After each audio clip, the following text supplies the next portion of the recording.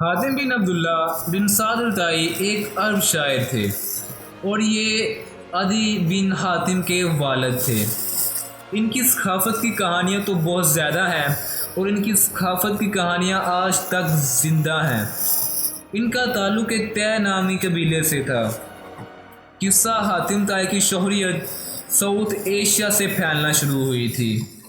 حاتم کے بارے میں بے شمار کہانیاں بھی بیان کی گئی ہیں، جن میں حاتم کے قصے اپنی مثال آپ ہیں۔ السلام علیکم دوستو، میں ہوں محمد سبحان اور آپ دیکھ رہے ہیں صوبی تھاٹس۔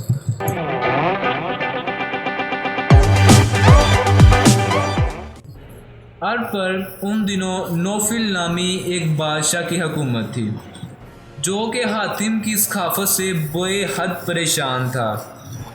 حاتم طائی کے پاس ایک گھوڑا تھا جو کہ انہیں بہت ہی زیادہ پیارا تھا اور وہ گھوڑا بہت زیادہ قیمتی بھی تھا۔ ایک دفعہ ایک شخص اس کا امتحان لینے پہنچ گیا۔ حاتم طائی اس روز شکار کے لیے نکلا، مگر اس سے کوئی شکار نہ ملا۔ گھر پہنچا تو ایک مہمان انتظار کر رہا تھا۔ ملازم کو کھانا بنانے کا کہا۔ اس ملازم نے کہا، سرکار آج کھانے میں گوشت نہیں بنے گا کیونکہ تازہ گوشت گھر میں موجود نہیں۔ حاتم کی غیرت اس بات کو گوارا نہ کر سکی کہ اس کے دسترخوان پر گوشت نہ ہو۔ اس نے کہا کہ آج میرا محبوب گھوڑا ذبح کر لو۔ کھانا تیار ہوا۔ حاتم نے اپنے مہمان کی خاطر تواضع میں کوئی کسر نہ چھوڑی۔ جب مہمان رخصت ہونے لگا تو اس نے مہمان نوازی کا شکریہ ادا کیا اور سوچا کہ حاتم کی ثقافت کے قصے تو بہت سنے، چلو آج آزما لیتے ہیں۔ مہمان کو اس کا گھوڑا بہت پسند آیا تھا۔ اس نے عرض کیا کہ اگر آپ اپنا گھوڑا بھی عنایت کر دیں تو بہت بات ہوگی۔ مجھے وہ گھوڑا بہت پسند آیا تھا۔ آپ نے کہا کہ اگر یہ فرمائش آپ پہلے کر دیتے تو اچھا تھا، اب وہ گھوڑا آپ کی خاطر مدارس میں صرف کر دیا گیا ہے۔ آپ نے مہمان کو مجبوری بتائی اور اشرفیوں کی تھیلی اسے دے دی اور کہا کہ اسے پاس رکھ لو، تم اس اشرفیوں میں سے بھی بہترین گھوڑا خرید سکتے ہو۔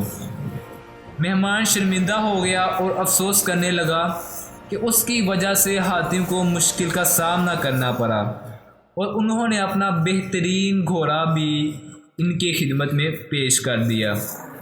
مہمان نے تھیلی واپس کرنے کی ناکام کوشش کی کیونکہ حاتم طائی نے کبھی اپنے مہمان کو نا امید نہیں کیا تھا۔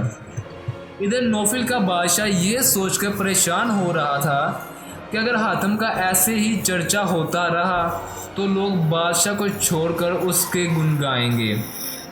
بادشاہ نے ایک سپاہی کو حاتم کے قتل کے بدلے کثیر رقم دینے کا کہا۔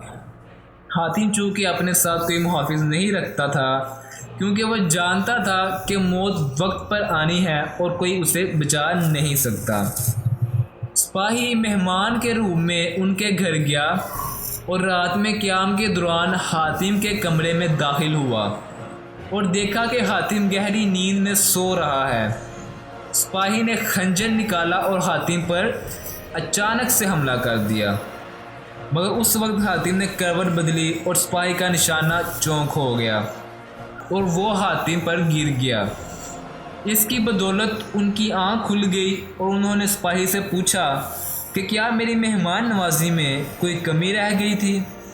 سپاہی نے صاف صاف بتا دیا کہ وہ کس کے کہنے پر آیا تھا اور اسے رقم ملنی تھی جس سے اس نے گھر کی ضرورت کو پوری کرنا تھا۔ حاتم نے کہا، اگر ایسا ہے تو تم مجھے قتل کر دو۔ حاتم کا یہ رویہ دیکھ کر سپاہی حیران رہ گیا اور فیصلہ کیا کہ اب ہمیشہ حاتم کے ساتھ رہے گا۔ حاتم نے اسے معاف کر دیا اور اسے اشرفیوں کی تھیلی بھی دے دی کیونکہ حاتم کے گھر سے کوئی بھی خالی ہاتھ نہ جاتا تھا۔ مہمانوں کو زحمت نہیں بلکہ رحمت سمجھتے تھے۔ دوستو، یہ تھی حاتم بن سعد الطائی کی کہانی، جو کہ بہت ہی زیادہ ثقافت کرنے والے انسان تھے۔ ملتا ہوں میں آپ سے اگلی ویڈیو میں، تب تک کے لیے اللہ حافظ۔